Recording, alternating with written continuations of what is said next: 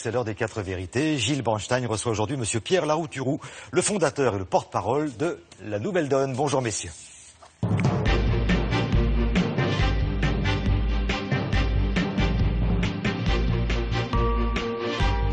Absolument. Bonjour Thierry, bonjour Pierre Larouturou. Bonjour. Vous êtes donc un des nouveaux visages de cette élection européenne puisque, Thierry l'a dit, vous êtes le fondateur de Nouvelle Donne, parti qui sera présent dans les 7 circonscriptions de France métropolitaine le 25 mai.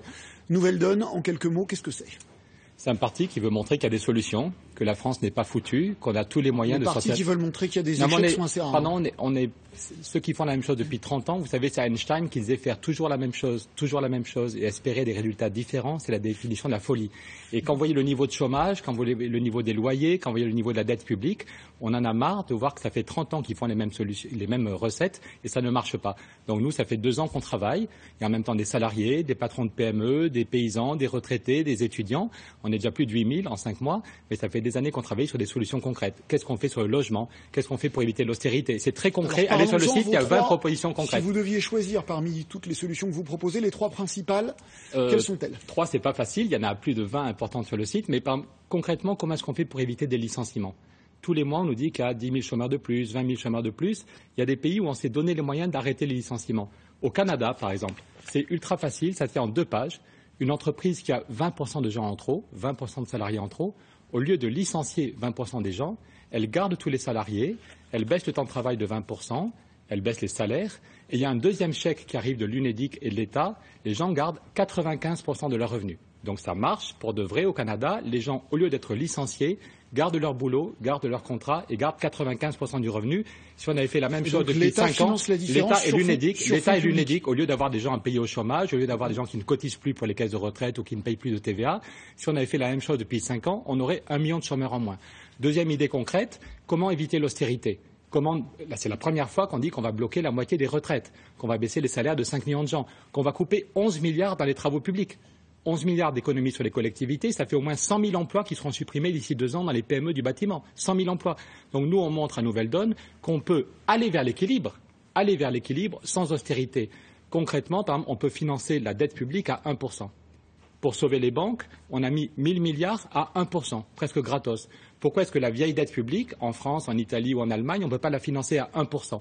C'est tout à fait possible. On gagnerait 20 milliards. Je ne veux pas être trop technique le matin. Vous l'êtes. Mais pardon, mais c'est concret. Quand on dit qu'on va faire 50 milliards d'économies, c'est concret. Quand on va bloquer les retraites des gens, quand on va bloquer les salaires, c'est concret.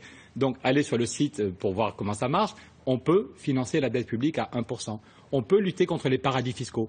Obama a fait voter la loi FATCA qui fait que, ça y est, dans 2 mois, au 1er juillet, il n'y aura plus aucun secret bancaire aux États-Unis. Toutes les banques suisses devront au 1er juillet être totalement transparentes pour le fisc américain. Si Obama l'a fait, pourquoi est-ce qu'en France, on ne se donne pas les moyens de lutter contre les paradis fiscaux? Au lieu de bloquer les retraites, au lieu de bloquer les salaires, il y a 50 milliards de fuites vers les paradis fiscaux. Dernière proposition, si vous me laissez que le temps pour 3, la question du logement. On est le pays d'Europe où les loyers sont les plus chers. Si on avait la même politique du logement qu'aux Pays-Bas, on ferait tous 200 € d'économie tous les mois sur les loyers. Ça concerne un quart d'entre nous, ceux qui payent des loyers, on ferait 200 € d'économie tous les mois. Concrètement, ils se sont dit, le fonds de réserve des retraites, il y a une grosse cagnotte, au lieu de la mettre sur les marchés financiers, ce qui est fait en France, on va la mettre pour construire des logements. Et donc, ça ne se fait pas en 3 semaines, il aura fallu 5 ans, 10 ans pour le faire, mais tout le fonds de réserve. Et en France, il y a 37 milliards. 37 milliards qui sont confiés pour le moment à BNP et à Barclays sur les marchés financiers. Nous, ce qu'on dit à Nouvelle Donne, c'est qu'on les met sur le logement.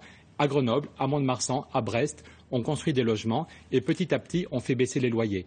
Au lieu de licencier des gens dans le bâtiment, on pourrait créer des emplois dans le bâtiment et, en quelques années, faire baisser les loyers. Donc voilà, il n'y a pas de baguette magique. De même que Roosevelt, quand il est arrivé, fait passer 15 réformes en 3 mois, Nouvelle Donne propose 20 réformes. Allez sur le site, 20 réformes. Vous parlez de Roosevelt, Nouvelle Donne, New Deal.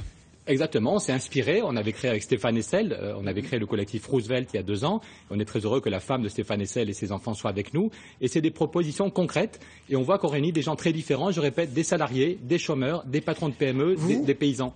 Pierre Larouturou, vous vous situez où? À gauche, à la gauche de la gauche? Écoutez, hier, j'étais au 1er mai et j'ai vu un monsieur qui était gaulliste social qui me dit « Je n'ai jamais voté à gauche, mais j'ai passé la matinée à envoyer à 100 personnes le programme de Nouvelle Donne. » Il me dit « Je n'ai jamais voté à gauche, mais... » Et j'ai vu la petite fille de Blum, Christine Blum, qui nous a dit hier qu'elle nous rejoignait.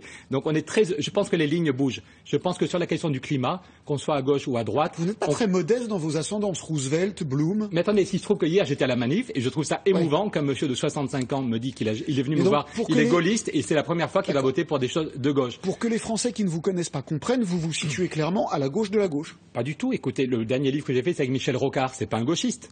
Non. Mais encore une fois, quand Angela Merkel, la semaine dernière, Angela Merkel dit que la question du climat est fondamentale et qu'elle ne sait pas comment financer la transition énergétique, nous, à Nouvelle Donne, on montre qu'on peut mettre 1 000 milliards pour sauver le climat. Pardon, je finis, c'est un point fondamental. On a mis 1 000 milliards pour sauver les banques, on a mis 1 000 milliards et heureusement qu'on a sauvé les banques. Est-ce qu'on ne veut pas, quand on voit la gravité de la crise climatique et aussi tout ce qu'on paye tous comme dépenses de chauffage tous les mois, est-ce qu'on ne veut pas se dire qu'on met 1 000 milliards sur 20 ans, un pacte européen, et pendant 20 ans, on sait qu'on a tous de l'argent pour financer des travaux d'isolation. Et je suis sûr que si on le met sur la table, en 6 mois, Merkel peut être d'accord. Simplement, depuis 2 ans qu'il est là, François Hollande n'a rien mis de concret sur la table de négociation. Alstom, là, on le voit bien. Quelle est notre politique industrielle? Quelle est notre politique énergétique? Ça fait 2 ans qu'on parle d'un Airbus de l'énergie au niveau européen. C'est très bien. Mais quand Schuman et Monnet ont proposé de créer l'union charbon-acier, ils avaient fait 8 pages. Et Adenauer avait dit oui parce qu'il y avait un truc concret sur la table. Et Nouvelle Donne propose des choses concrètes sur la table de négociation. Hier, dans les défilés dont vous parliez, Thierry Lepan, le patron de la CGT, disait qu'il avait du mal à voir la différence entre la politique de Nicolas Sarkozy et celle de François Hollande. Est-ce que vous en voyez une? Non, hélas, pas beaucoup. Je me fais partie des gens qui se sentent trahis. J'ai voté pour François Hollande dès le premier tour. Il avait dit on va séparer les banques, on va faire le maximum pour lutter contre le chômage, on va réorienter l'Europe. Et 2 ans après, on voit qu'on n'a rien fait pour séparer les banques, alors que s'il y avait une vraie séparation des banques, les banques feraient leur boulot pour les PME. Et ce qu'on pense à Nouvelle Donne, c'est qu'il faut en même temps la justice sociale et développer les PME. On propose par exemple que 20% des commandes publiques soient pour les PME. On propose qu'au lieu de donner des milliards aux grandes entreprises, on concentre les aides sur les PME. Donc on voit depuis 2 ans, est-ce qu'il y a un domaine où ça va mieux? Le chômage flambe, la dette flambe, la précarité flambe, les loyers sont au maximum, les mises en chantier ont été divisées par 2. L'objectif de François Hollande, c'était de dire on va faire 500 000 logements chaque année. 500 000. On est tombé à 250 000. Donc il est temps, le 25 mai, les citoyens doivent dire qu'est-ce qu'on veut. Si les municipales n'ont pas suffi, il faut dire très concrètement le PS doit réfléchir, le PS doit changer de politique et il faut que les gens qui nous écoutent prennent une demi-heure pour réfléchir.